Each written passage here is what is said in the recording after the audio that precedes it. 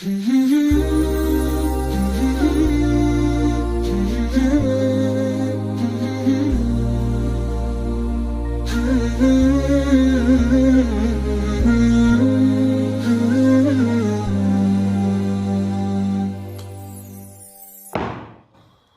خالد، لا تتأفف ولا تتململ ما دام فيك نفس فتعلم. نحن أمة العلم والقراءة، أمة الفكر والحضارة، فالعلم سلاح الناجحين والجهل مأوى الفاشلين. بالعلم تفهم دينك وتنجح في حياتك وتفوز في آخرتك. من سلك طريقا يلتمس فيه علما سهل الله له طريقا إلى الجنة.